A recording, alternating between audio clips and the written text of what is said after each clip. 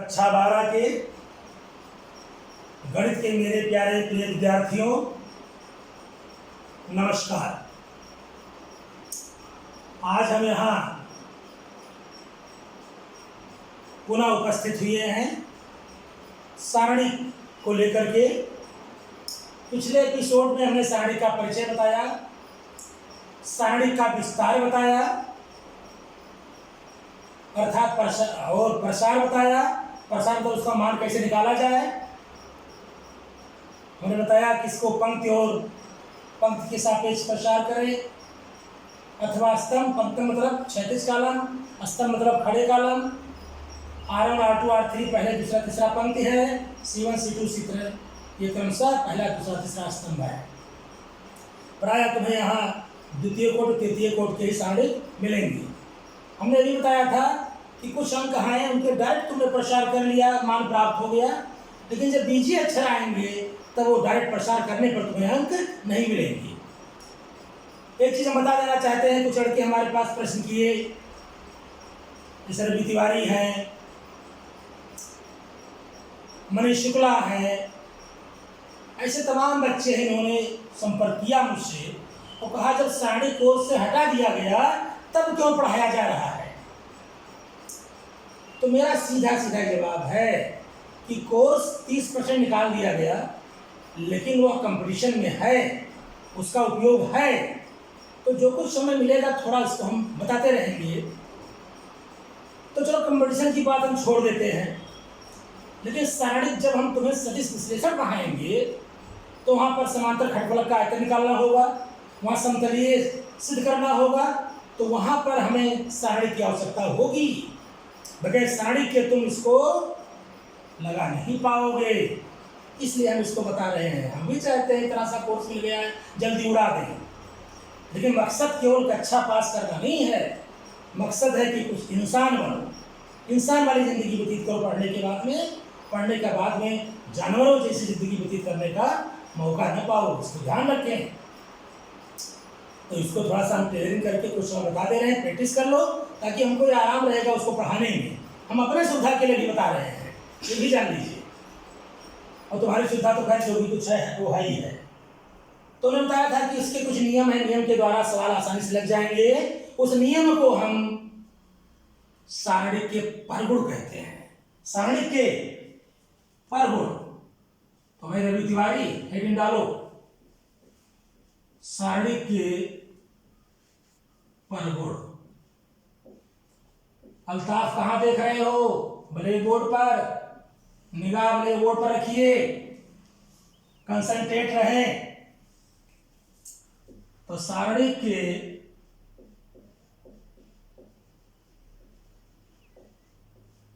प्रमुख परगुण निम्नवत हैं।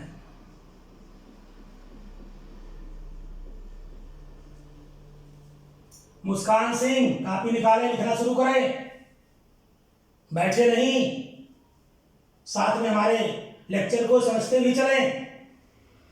पहला परगुण क्या है? पहला परगुण, कोई सारणिक है, अगर उसका कोई एक रो अथवा कोई एक कॉलम, मतलब कोई एक स्तंभ अथवा कोई एक पंक्ति के सभी अवयव अगर शून्य हैं तो पूरे सारणी का मान शून्य हो जाएगा। तुम्हें उसे हल करने की आवश्यकता नहीं होगी। तो पहला परगुण, यदि सारणी के किसी एक पंक्ति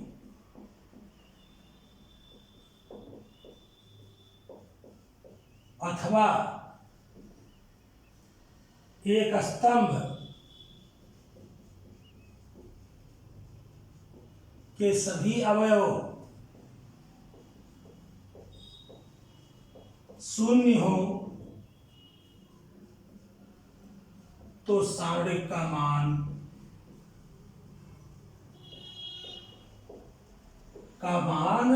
शून्य होगा। उदाहरण देखें मिस्टर रवि तिवारी, उदाहरण देखें। उदाहरण मान लो कोई सारिक है A1 A2 A3, 0 0 0, C1 C2 C3। तो देख रहे हैं दूसरा पंक्ति कि सभी अवयव शून्य है, तो बराबर 0, हल करने की तुमको आवश्यकता नहीं है। कुछ बच्चे हमारे अलग अलग दुकानों पर जो बैठ के अध्ययन कर रहे हैं, वो दुकान छोड़कर इस समय जुड़ जाए, नहीं तो फिर तुम जानो तुम्हारा कार्य जाने। ये दुकान वाले एक काम नहीं आएंगे, तुमसे हट कर निकल जाएंगे, इसको ध्यान रखें। उन दुकानों को छोड़कर शीघ्र जुड़ें, नहीं खाओगे तुम पछताएंगे हम। इसको ध्यान रखना कि तुम्हारी सफलता ही हमारी सफलता है। जगह जगह चोरी छुप की दुकानें जो चल रही हैं, शीघ्र छोड़ के जुड़ जाएं। हम भी चोरी छुप के पढ़ाना जानते हैं, हम भी जानते हैं, लेकिन चोरी से विद्या नहीं दी जा सकती। पैसा कमाया जा सकता है, हमेशा डर लगा रहेगा कि अरे भी यह हो जाए, भी वो हो जाए, तो प्रवाह में हम नहीं पढ़ा पाएंगे। पेपर पढ़ते होंगे, कहीं पर छापा पड़ा है, वो 2 टीचर्स के खिलाफ FIR हुआ, चुपके से पढ़ा रहे थे, तो चुपके से पढ़ाई नहीं हो पाती है। ये भी कुछ लड़के मेरे पास फोन किए कि कुछ लोग चुपके चुपके पढ़ रहे हैं, कहीं यहाँ वहाँ पढ़ रहे हैं। तो कहा ठीक है, यहाँ वहाँ पढ़े, जहाँ भी पढ़ना हो, लेकिन हमारे समय पर जुड़ जाओ, अवश्य जाए। हम रोक नहीं रहे हैं, उनको बता रहे हैं कि हमारे समय पर जुड़ जाए, नहीं तो फिर पछताने के अलावा और कोई चारा नहीं रहेगा। इसको ध्यान रखें। दुकानों को छोड़कर शीघ्र जुड़े। अमित शुक्ला जल्दी आए, जल्दी आए, जुड़े। दूसरा क्या है, यदि किसी सारणिक का, यदि किसी सारणिक के 2 स्तंभ अथवा 2 पंक्ति आपस में बराबर हो, तो सारणी का मान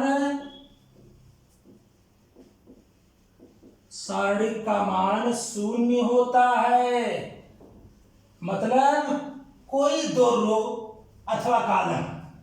रो मतलब रोना नहीं हुआ, रोते तो वो लोग हैं जब पेपर पाते हैं, जो पढ़ते नहीं है तब परीक्षा में रोते हैं। यहाँ रोने का बात नहीं है। रो मतलब हुआ पंक्ति, कॉलम मतलब हुआ स्तंभ। Suppose that A1 B1 C1, A2 B2 C2, A3 A1 B1 C1। अब देखें 2 स्तंभ यहां बराबर है। देखो A1 B1 C1, A1 B1 C1। अब इन्हें पेपर पर उठा के 2 नंबर का विकल्प में है, लगा डालो 2 पेज उठा करके, नो सीधा लिख दीजिए बराबर 0। कॉम्बिनेशन की दिस इज इंपॉर्टेंट, बराबर 0 कर दीजिए, सीधा लिख दें ब्रैकेट में। इसके C1 बराबर C3, C1 बराबर C1 मतलब पहला स्तंभ और C3 माने तीसरा स्तंभ आपस में बराबर है। ऐसे अगर यहाँ A1 A2 A3 होता तो यहाँ भी A1 A2 A3 हो जाए, कोई पंक्ति भी हो सकता है, तो ये पूरा मान 0 होगा। मेरे प्यारे विद्यार्थियों, लिखते रहे लिखते रहे लिखते रहे, परेशान मत हो। कोर्स हमारे कंट्रोल में है, 70% मात्र कोर्स है, जबकि हम उधर रिलेशन एंड फंक्शन पढ़ा चुके हैं। तो इसलिए जो अवधि मिला हम कहा जब तक थोड़ा यह है इसको हम रिपीट करा दें, इसके बाद हम तुम्हारे जो सीधा सिलेबस पर है हम शुरू हो जाएंगे। क्योंकि फर्स्ट ईयर में हमने कक्षा 11 में लिमिट छोड़ दिया था और कहा था कि इसे हमें 12 में पढ़ाना पड़ेगा, तो थोड़ा धैर्य रखो। समय भी लॉकडाउन की वजह से इतना समय नहीं मिला, तो इसलिए हम कक्षा 11 के लिमिट से ही शुरू करेंगे ताकि ये सीधा कलन तुम्हारा चले। और kiln means differentiation and integration, मतलब 44 अंक, 100 में 44 अंक का यही आएगा। और पहले मैंने बताया था कि इसलिए हम जो है सिलेबस देख लीजिए, सिलेबस हमारे उस पर पड़ा हुआ है। अब प्रगुण तीसरा देखें। प्रगुण 3, अगर हम यदि हम किसी पंक्ति को स्तंभ में अथवा स्तंभ को पंक्ति में, मतलब पड़े को खड़े में या खड़े को पड़े में अगर हम प्रदर्शित करें तो सारणी के मान में कोई अंतर नहीं आएगा। लेकिन पंक्ति को पंक्ति में, स्तंभ को स्तंभ में क्रम को बदलें, मतलब R1 की जगह पर R2 लिखें या C1 की जगह C3 लिखें तो इसका चिन्ह बदल जाएगा, मान में अंतर तो नहीं आएगा लेकिन चिन्ह परिवर्तित हो जाएगा। लेकिन वहां पर अगर हम R1 की जगह C1 कर दें तो न चिन्ह में कोई मान में अंतर नहीं आएगा। तो यदि पंक्ति को स्तंभ में तथा स्तंभ को पंक्ति में परिवर्तित करें तो मान में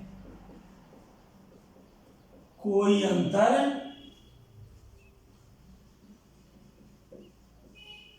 नहीं होगा। उदाहरण A1 B1 C1 A2 B2 C2 A3 B3 C3 बराबर, अब देखिए A1 B1 C1 ये स्तंभ है, A1 A2 A3 ये पंक्ति है। देखिए इसको वहां पहुंचाते हैं, A1 B1 C1 और यहाँ जाएगा A2 A3 B2 B3 अपने जगह पे और C2 C3 अपने जगह पे। यहाँ इंटरचेंजिंग किसको किया गया, R1 इंटरचेंजिंग ये निशान है दोनों तरफ तीर, R1 इंटरचेंजिंग बाई C1, तो मान में कोई अंतर नहीं पड़ेगा, सेम चाहे ऐसा हो चाहे वैसा, आवश्यकता उस पर कर लेते हैं। तो ये हो तुम्हारा प्रवृत्ति। फिर है प्रगुण 4।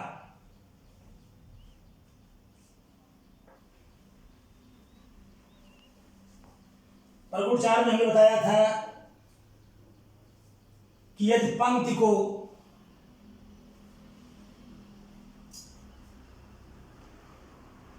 पंक्ति में स्तंभ को किसी दूसरे स्तंभ में परिवर्तित करें तो उसका चिन्ह परिवर्तित हो जाएगा।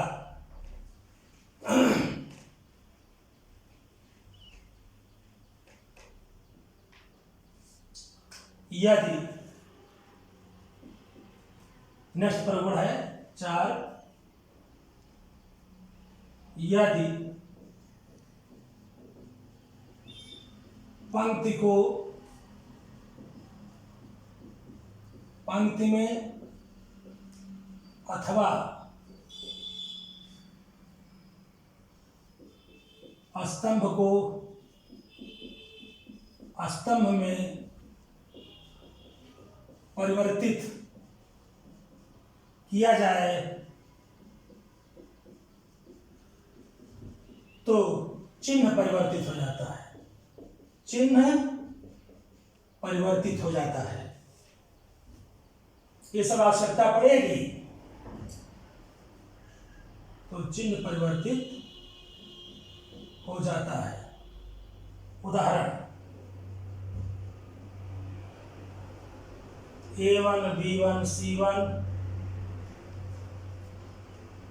A2 B2 C2 A3 B3 C3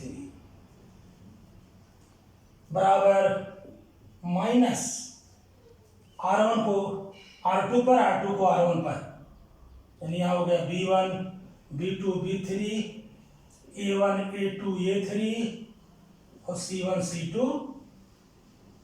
C3। यहाँ पर लिखेंगे R1 इंटरचेंजिंग बाई R2, तो मान में अंतर कोई नहीं आएगा लेकिन चिन्ह परिवर्तित हो जाएगा। तो मेरे प्यारे कक्षा 12 के गणित के विद्यार्थियों, आज हम 4 प्रगुण तक चले, कल हम इसके आगे का चलेंगे। इसको थोड़ा जल्दी नहीं भग रहे हैं, कुछ लोग नहीं जुड़ पाए हैं। शिवराज मौर्य तभी इधर उधर घूम रहे हैं। अरे चलो भाई शिवराज मौर्य, चलो इधर उधर मत टहलो, जुड़ जाओ तुरंत, नहीं तो फिर हम कुछ कह नहीं सकते। शिवराज मौर्य, इसको रिपीट करें, तुम तो वही चीज देखते हो कि सीधा जो पेपर में आ जाए, कोई तुम्हें 10 प्रश्न बता दे उसी को हल कर लो, पूरा मिल जाए, ऐसा मत करो। ये नहीं है सिलेबस में, फिर भी पढ़ें, हम वैसे नहीं है कि अपना दिमाग खर्च कर रहे हैं। तो बस आज के एपिसोड इतना सी, धन्यवाद, नमस्कार।